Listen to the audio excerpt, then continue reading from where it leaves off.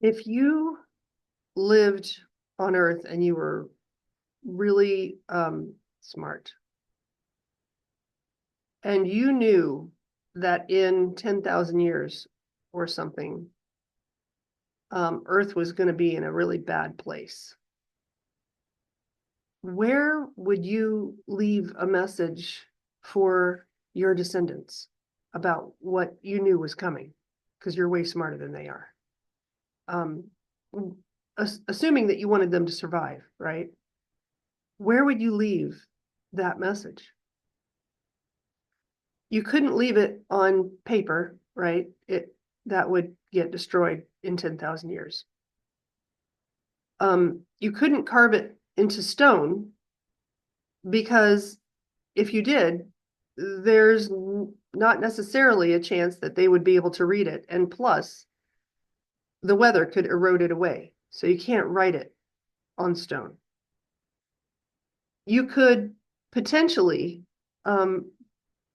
create a system of symbols in stone structures, uh, like, stone circles, like Stonehenge. You could encode some stuff in that, as long as they don't knock the stones down and move them around, which has happened twice.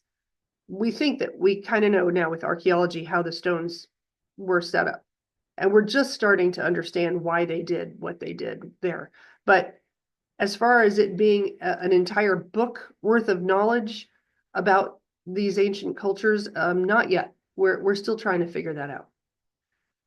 But if you had a symbol, a series of symbols that you could leave a mythology about, if you had symbols and then you created religious stories about these symbols and left those in the culture, it seems that they would have a longer lasting effect than if you're just putting up stones with information. So symbols would last if they're tied to mythology or religion, because those things don't change so quickly. And if those symbols then were related to something that doesn't change ever, like the stars, everyone sees them, they're the same all the time, and we can always see them. We're always gazing at them, and they can't be erased. They can't be moved. This is the perfect place to put a message in the stars.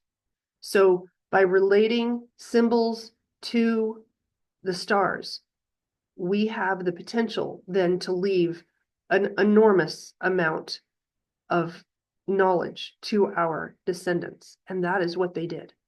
So we have this huge book in the sky to decode. And you can do that with the language of astrology, with the symbols of astrology that decodes that language. Now, the cycle that I'm talking about decoding, this history that I'm talking about decoding is tens of thousands of years old. So it's not like this, it's not the same as personal astrology that takes just your lifetime into consideration, or national astrology that takes the life of a nation, maybe 1,000 years if they're lucky.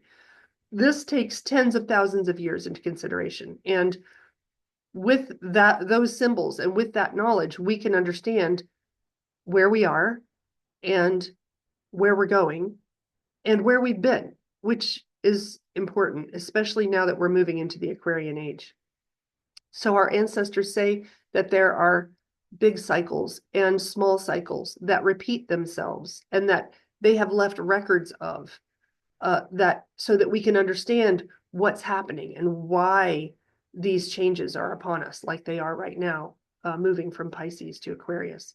So wouldn't you want to decode this message, the messages of the stars? It would seem to me to be the most important thing. So stick with me and we'll explore this in this YouTube channel. We're going to read The Lost History of the Ages and how figure out how this knowledge can change the way that we see history and science and our future. So tell me in the comments if you know anything about astrology. Do you know your sun sign, your moon sign? Um, do you understand uh, how the sky is divided into 12, just like the clock? Um, how Stonehenge is reflects the sky and is an observatory of some sort? Tell me what you know so that I can figure out how to approach uh, teaching you this knowledge. And I'll see you in the next one.